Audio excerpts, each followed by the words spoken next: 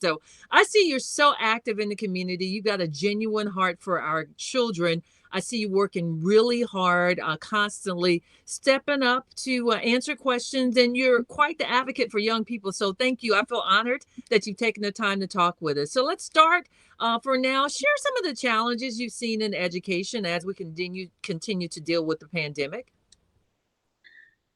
Well, it's a little hard to know where to start. It's been a really challenging year, I think, not just for educators, but for all of us. And I've been thinking a lot, reflecting on how things kind of shook out a year ago when this hit. And I think one of the biggest challenges in the beginning was that educators had to, without any preparation, had to adapt our practices overnight to 100% online.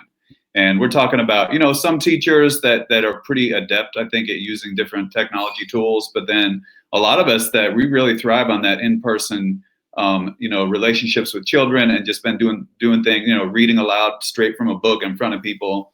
And for some of us, I think that was a big challenge to make that transition when that's not everyone's strength. We've had a lot of technology problems, when everything that we're doing depends on the internet working or on certain platforms working. I mean, in your work as well that, things are going to happen that are unexpected, and just, it's like all of a sudden you can't do anything that you plan to do. So that's been a challenge too. We've had a lot of equity issues, I think, that have showed up, problems that we knew about before that have been just really exposed and amplified by this pandemic. People who at home are able to connect if their family can afford like the top tier Spectrum plan, but we have a lot of people who aren't in that position. And when your education depends on the strength of your internet signal, that puts certain people at a disadvantage. So that's been a real big challenge too. And the list goes on and on, but that's just a few of the things. And I'm glad you mentioned that about the digital divide, because I even talked about that Spectrum plan that was being pitched. If people had a past due or previous account, they weren't eligible for the special. Mm-hmm. And I shared that. A lot of people weren't aware. But I see you constantly out there working and just being the ultimate guy when it comes to the educator that really cares about our children. So, what do you see as successes and areas that still need to be worked on? Yeah. Well, I mean, I think that successes, we've had some ways that as a community we've been able to come together to identify challenges and work on solutions together. Anytime there's a crisis, I think you're going to see some cases where people who didn't necessarily see eye to eye before are able to lay their differences aside and find, work towards a common goal. But I think at the same time, in other cases, when I think back over the last year or so, we've seen this health crisis become so highly politicized in ways that has really exposed, I think, how divided people are from each other. So when there's something that it's like a straight health crisis, and it turns into a political issue where wearing a mask is seen as somehow identifying with a political party rather than just trying to protect your health and safety. That's really disappointing. I think that shows how far we still have to go. Well, this has been a school year like none other, and we're starting to wrap things up. You're making plans now for next year. Let's talk about your views on remote learning. Can you explain why you believe the hybrid approach is not good for anyone? Well, so we started out in the beginning, everyone was remote because it was just not safe enough for our school buildings to be opened. And now we're in this phase, where parents who are comfortable with sending their children to school are able to do that. And then we have a certain number of students who are still staying home because the pandemic's not over yet. And so it's a challenging situation. In my experience, I think the best teaching happens when the teacher's really able to devote a lot of individual attention to their students. So anything that happens that takes that attention away or pulls the teacher in different directions or acts as a distraction, I think can interfere with or take away from that child's education.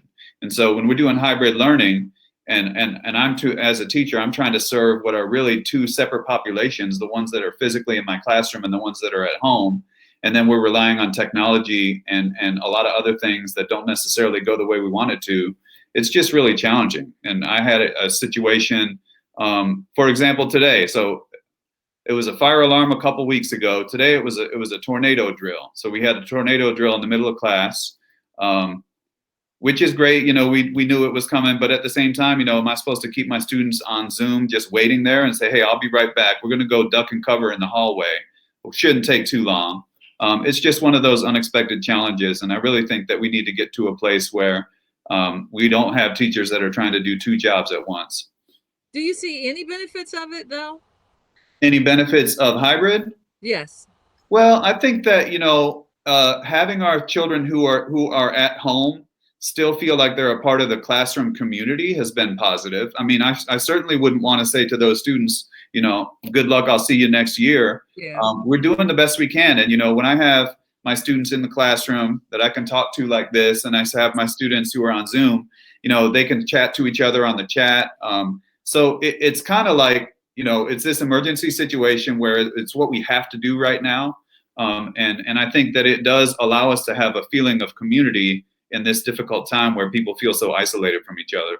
It's got to be kind of tough to build chemistry too, I would think, with them on Zoom. It's got to be a real challenge. It really is. And, it's funny because we have a lot of children that choose to keep their cameras off for whatever reason that they have. We don't interfere with that. That's their choice. But I had students that when they started back in person, in November or December or whatever it was, I hadn't seen them before. I'd been teaching them for months and I didn't even know what they looked like. I had to ask what their name was.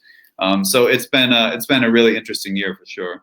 And interesting, I thought the rule required that they turn their cameras on. I didn't know that was an option. We've had that handled in different ways, and it's been one of those things that, it's been a learning process, but the way the district came down on it eventually was to say that, students have all kinds of reasons that they may not want people to see what their home looks like or whatever. And so we're going to respect their decision and respect their privacy. But I will say that, when I'm teaching a class and I have 3 children on camera and, 15 that I just see a little black square with their name on it, it definitely is a challenge to feel like I'm actually really connecting with them. And it's just one of those things that, it's just another reason to hope that we can get through this pandemic and get back to normal as quickly as possible.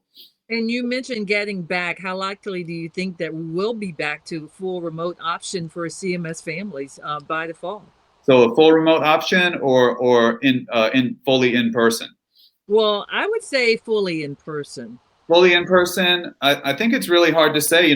We're definitely moving in the right direction in terms of vaccinations, and in terms of our community health. I think is going in the right direction. So hopefully in the fall we'll be at a place where where we can have 100% of our students in the building. I know that some districts are working on, when you mentioned full remote, about trying to develop a virtual school. Maybe something to offer families even beyond the pandemic, that's for students that have showed that they really learn well independently and they prefer that option for whatever reason. So I know Durham is doing that. I think Wake County is looking at it, and CMS, I believe, is getting ready to survey families to gauge interest in Mecklenburg County. So that may be something that we see more of going forward. I know for a lot of people, they find that that the online teaching and learning thing is something that they really enjoy, but it's definitely not for everyone. So do you, or can you speak on the survey that CMS did for full remote? I don't think they've done that yet. I was told by a board member this week that they're getting ready to, that they that they felt that there's so much coming at parents right now. They're trying to wait for the right time when there's not information overload. But I do know that they're looking at trying to collect gauge interest on the part of the community and see if people are interested. I haven't seen that survey yet, though. And there is a lot going on. So our children, they have fallen behind. I know summer school is being offered as an option, but what do you think can be done to help our kids catch up from what they've lost? Well, hopefully the summer camp that they're planning will be some help kind of in the short term. That's going to be optional. So I imagine that we'll have some families that opt out of that, and including students that probably have some catching up to do. So looking ahead to next school year, I think that we need to be sure that we're making sure that teachers have all the instructional time that they need, that they have some flexibility also. We need to be sure that we have teacher assistants, enough teacher assistants. So for example, if there's a third grade teacher that has a class of 28 students and some of them need to focus on a certain topic that they're behind on, it really helps to have another teacher in the classroom that can do some small group work. But if we have, a class of 28 students, one teacher, there are all kinds of standardized testing that they're having to spend all their class time on, and other things that really take away from that time where a teacher can be teaching, focusing on teaching. It's definitely going to be difficult. So those are some things I think we could do, and I hope that we will. Dustin Parmenter, who has joined us, and I would love to have him advocate for me. I mean, I see you oftentimes, you're not afraid to take on whoever and speak up based on your experience and your expertise. You just mentioned the testing. I saw a comment that you made, and it made all the sense in the world. We're going through all this, and now you're talking about the EOGs. You had made the comment, South Carolina Governor McMaster, he's pushing for children to be allowed to go to school without masks. And I just wanted to talk about the comment. I'll get to that also in a moment, but you were talking about the whole EOG testing thing. Your take on that is not really a good idea right now. Well, so, the whole idea of a standardized test is that it's standardized, meaning that all students are kind of like are given like a playing field that's as equal as we can make it. We're removing distractions, we're removing things that would have a negative impact on their test result. This year has been, how this year has been. Yeah. And so it's not a year where we have conditions where it's fair to children to put them in that situation. And not only that, but we have families that have chosen in Mecklenburg County that have chosen FRA, which we call full remote academy. And so they were given that option, and I believe their understanding was that they would be permitted to keep their children at home until they felt that it was safe to return them to school. Mm-hmm. And so they can't take the EOG at their house. Right. And so, now we have families that are being told, you're going to have to send your child in whether or not you feel comfortable. Now, of course, if that's my child, then I really do have the option to make that decision based on what I think is right for the health and safety of my family. And there has been a change in law this year. Normally, we have a mandate that we have to test 95% of our students. And this year, at least that has been waived. So we don't have that requirement. And hopefully that will make, the district feel like they don't have to be as persuasive with families when they're trying to convince them to come in and test, and that we will really leave it up to families to make the right, make the decision that they feel is best.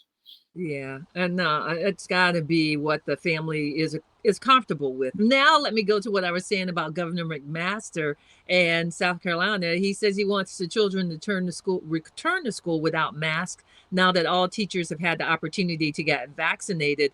Judging by your Twitter response, you're not too pleased with that suggestion, are you?